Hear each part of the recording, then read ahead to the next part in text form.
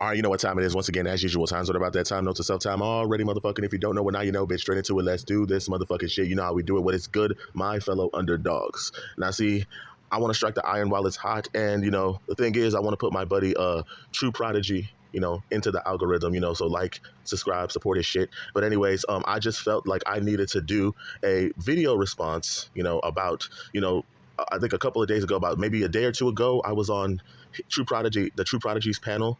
And and he's been doing a couple of panels like debating black pill dudes, them arguing that, you know, whether or not if looks matter or not, which is more important, game and charisma or looks. First, I would just like to make the video clarifying any misunderstandings on the panel that people may not have understood or that people may have overlooked about what it is that I was saying. The thing is, like, it's a lot of people on the panel. Some people, whenever you try to make a point, a lot of them, they interrupt before the point can be made and try to argue against a point that they think you're trying to make, but you're going a completely different direction. So on the panel, you know, the premise of the show was we were talking about some female black pill YouTuber that's called Abandoned All Cope. True Prodigy was reacting to her videos about how she agrees with the black pill when it says that looks matter more than personality, right? And most of my talking points on the show was just me debunking the black pill philosophy. Okay, it's me debunking the black pill philosophy of them saying that looks matter. The only thing that matters is looks. Now, see, if you want my opinion, I feel like looks matter 100%, but it's not the only thing that matters. I would say for me, like, looks matter 50%. You know, okay, so when it comes to attraction, you know, it's like a pie chart, right? Looks is 50%. So you need looks, you need confidence, and you need charisma.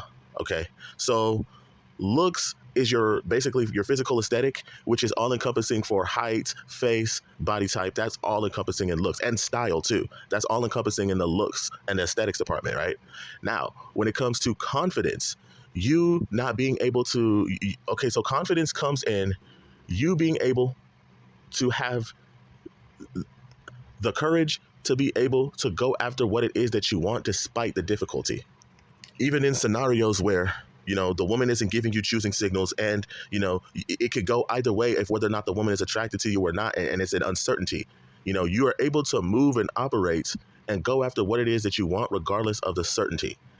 Now, charisma stems from how good you are at attracting a crowd, how good you are at being entertaining, how good you are of, you know, being able to, you know, how good you are at being a likable person, which, to be honest, like, mouthpiece plays a very pivotal role in charisma and in confidence. You know, I feel like when you have confidence and charisma, you could be able to have a masterful and exquisite mouthpiece to be able to pull any woman, you know, regardless of, even if she's below your looks, even if she's above your looks match. But looks actually still does matter. So I would say on the pie chart, looks is 50% of the equation, confidence is 25%, and the other 25% is, you know, the charisma.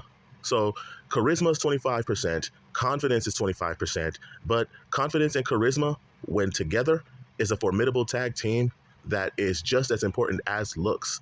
You know, so I feel like, you know, all of that, you know, charisma and confidence, that is encompassing with your personality. So, you know, so it looks is 50%, personality is 50%, right? And they are a yin and yang. They complement each other. One is not greater than the other, you know? The looks is good for the presentation, but the personality, which is all encompassing for confidence and charisma, makes you the life of the party. But looks is still a huge part of the pie chart.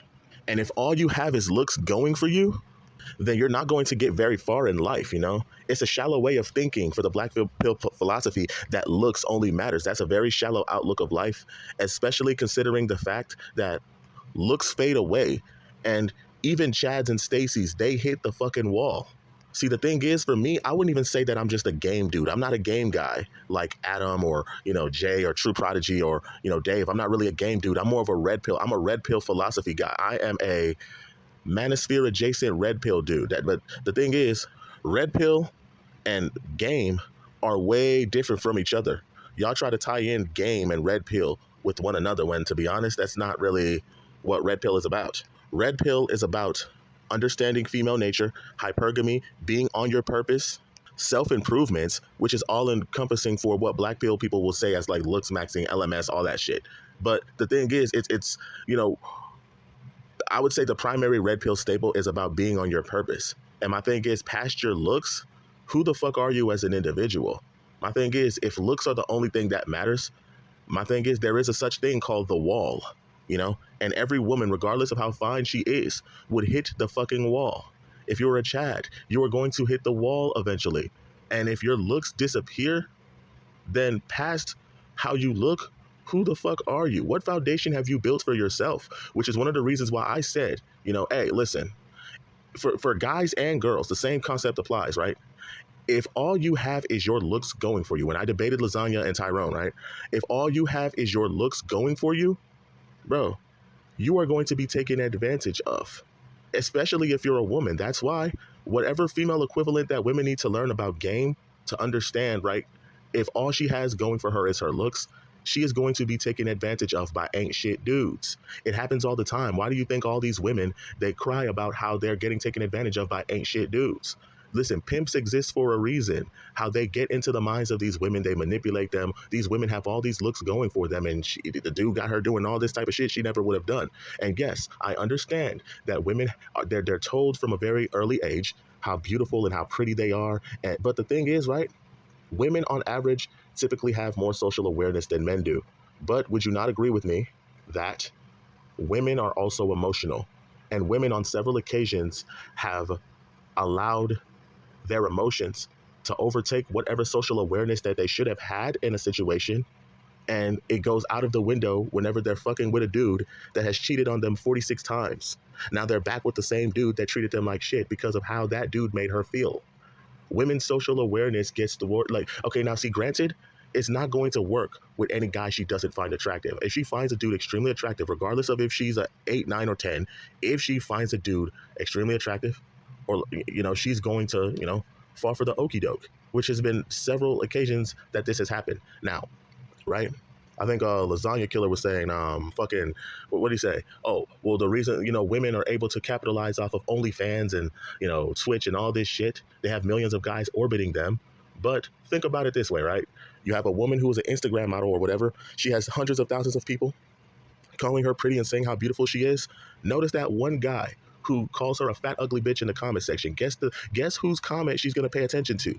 The guy calling her a fat, ugly bitch.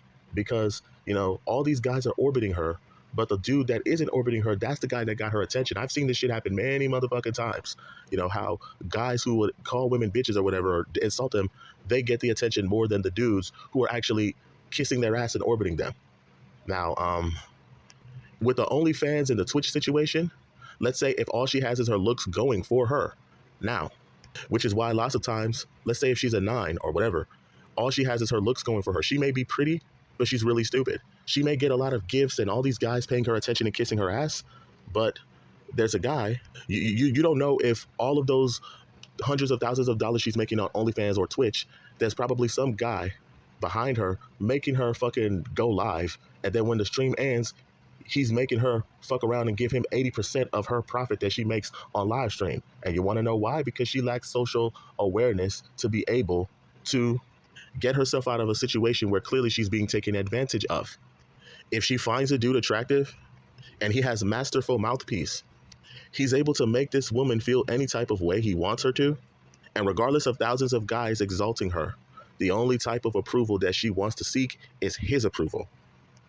For all you know, he's probably the one with his mouthpiece and spitting his game proper, being like, yo, so I want you to go out, make this live stream, take these niggas' money, and after the end of the day, I want you to give that money back to me.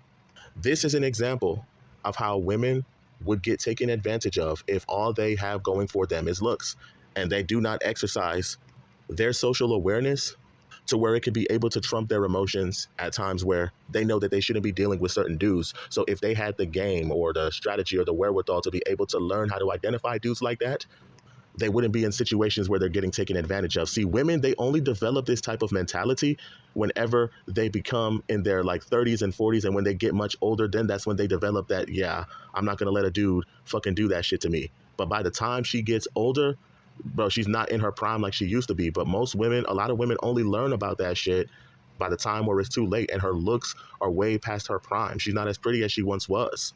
And if looks matter, and had she learned all that shit when she was in her prime, she would have been able to be more successful in her dating life. So looks are very important, and looks are very pivotal when it comes to attracting a mate. But if you're looking for something serious and y'all guys are only dating women because of how they look, past how she looks, right? If her looks deteriorate because she gets older or whatever, would the way you treat her change?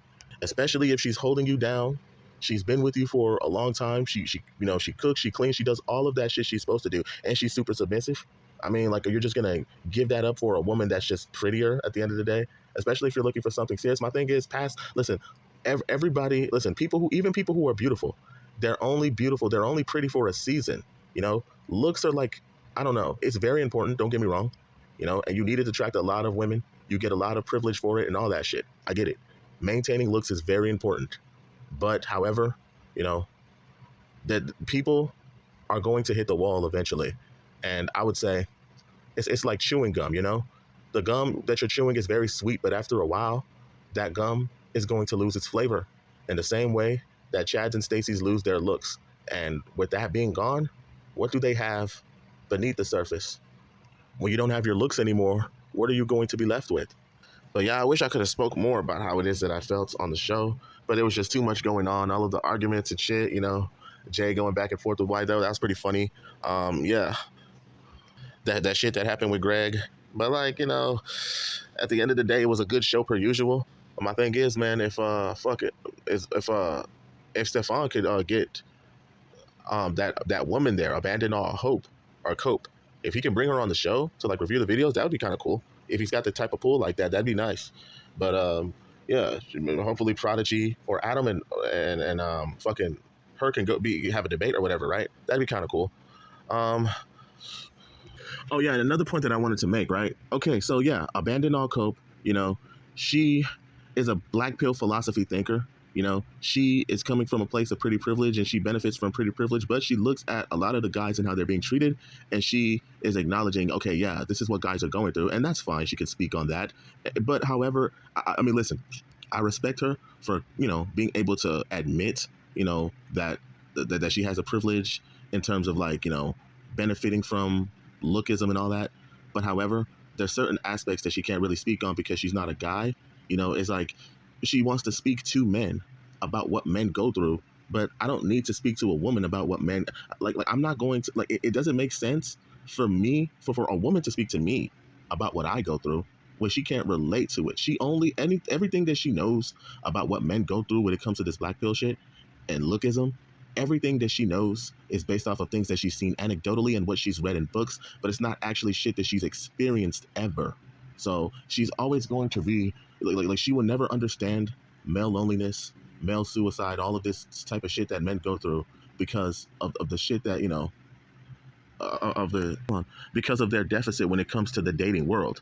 I mean, now, I guess Tyrone, he asked me, what does that have to do with lookism? It has a lot to do with lookism because if you are on the losing end of lookism, if you are on the end of lookism where you are below a sub 5 or whatever the fuck, just like that video with What Recca Thinks, hey, listen, if you are a sub 5 and all that shit, it's over for you. It's over. You're not if you're not a sub 5, if you don't do, like, see, when you're on the losing end of lookism and your face is below or subpar, you don't have the perfect jawline and all of that shit, and you are on the losing end of the deal, unlike abandon all cope, you don't think that feelings of male loneliness, feelings of them thinking it's over for them, feelings of the depression and all of that shit, which, by the way, she never has experienced before in her life, you don't think that that is going to play in with lookism at the end of the day.